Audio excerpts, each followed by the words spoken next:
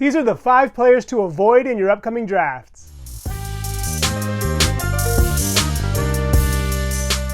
Number 1 on the list is Gus Edwards. Despite having a career-high 13 touchdowns last year and going for nearly 1,000 yards in total, the Ravens still felt the need to upgrade the running back room and let Edwards walk. Now, I do understand they signed Derrick Henry, but they could have probably worked something out with Edwards just given how good his last season was. Now, I know a lot of people may be encouraged by the touchdown total and his running back 26 finish last year, but I would tread with caution. I think some of these numbers are skewed. For one, the Ravens had the most rushing attempts per game last year. Secondly, Gus Edwards had the most rushing attempts inside the 5-yard line with 23. That's a number that's going to be very difficult for him to reach in Los Angeles. Lastly, he really benefited from an increased opportunity. To start the year last year, he was behind J.K. Dobbins on the depth chart. And had Dobbins not gone down with the season-ending Achilles tear, who knows what his role would have been. And even in the number 1 role, he was fighting to keep that position. We saw the Ravens sprinkle in Justice Hill, Melvin Gordon, and we also saw Keaton Mitchell go off towards the end of the year. And even in that number 1 role, Edwards only averaged 12 touches per game, so he had to be extremely efficient.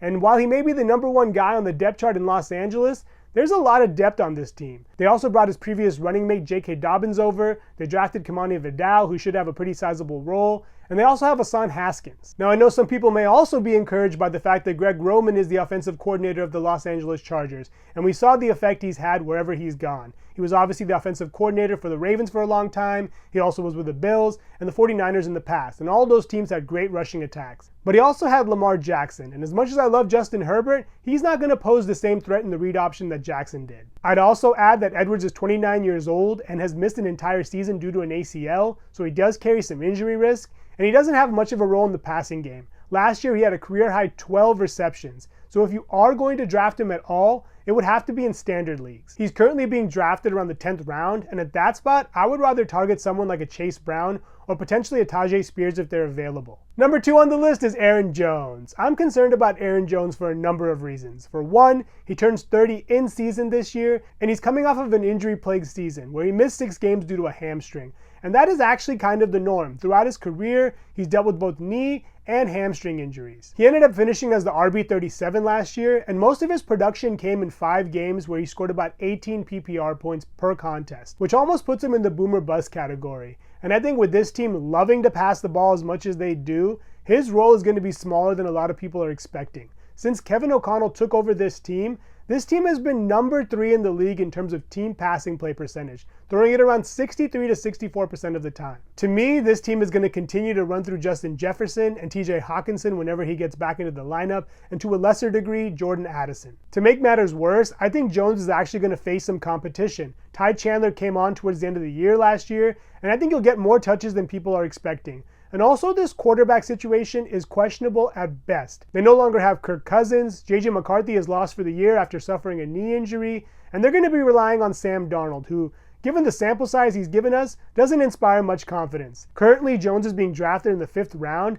and I think that is way too steep. Now, if Jones does fall to, say, like the 8th round, you might consider rolling the dice and taking him there, but I'm staying away. Speaking of Jordan Addison, he's number 3 on the list. He had a great rookie year last year, getting 70 grabs, going for over 900 yards, and scoring 10 times. But given this quarterback situation, I think he's going to have a very difficult time replicating those numbers. He was able to finish as the WR23 last year, which was pretty solid, but this team should be a little bit more balanced. I know I mentioned that they're very pass happy, but last year they had Alexander Mattison, and Aaron Jones is an upgrade over him. So while I'm not expecting big things from Jones, I'm expecting him to be more productive than Mattison was. Addison will likely see a temporary boost to begin the year because Hawkinson isn't quite ready to play, but I think once he comes back, he'll be the 3rd guy in the pecking order. And we also saw his production fall off last year once Cousins went down. So I have to think that Sam Darnold is not going to be able to get him the ball with the same efficiency or provide him with the same quality looks. In addition to these things, there are a couple of other items to be concerned with. For one,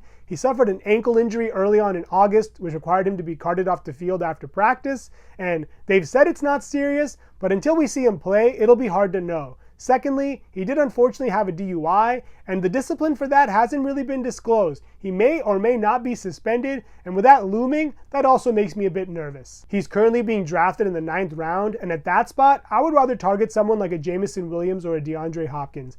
I wouldn't even think about Addison unless he fell down to like the 12th round. Number 4 on the list is Jakobi Meyers. Meyers finished the year as the WR24, and he had 8 receiving touchdowns, which was a career high.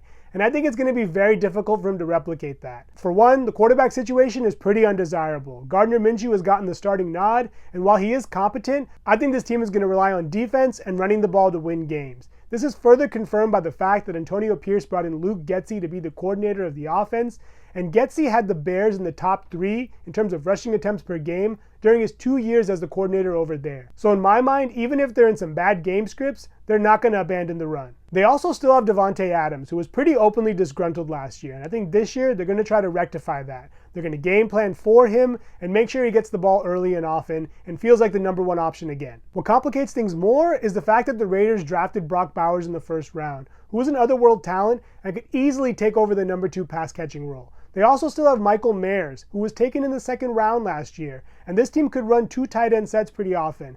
Now I do think if they do that, it'll mostly be for blocking so they can unleash Zamir White, but whatever the case, I think Meyers' role and production is going to be down this year. Currently, Meyers is being drafted in the 12th round, and I would much rather target someone like a Tyler Lockett or a Josh Palmer at that spot. Number 5 on the list is DeAndre Swift. Swift had a resurgent year in Philly last year. He had a career high in attempts and went over the 1,000-yard mark for the first time on his way to his first Pro Bowl nod. He also parlayed that year into a 3-year, $24 million contract with the Bears. Now, while Swift did have a solid year last year, there are a lot of things to be concerned about. For one, he always carries a big injury risk.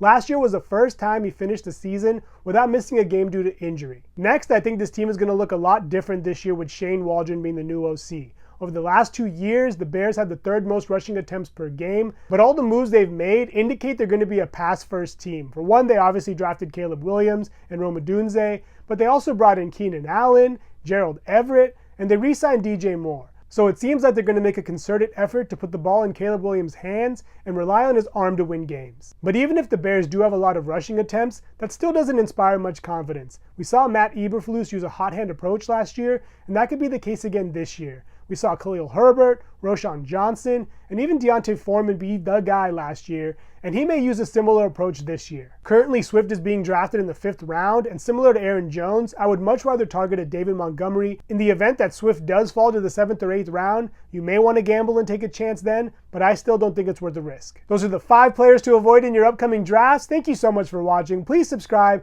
and let me know which players you think we should avoid in the comments below.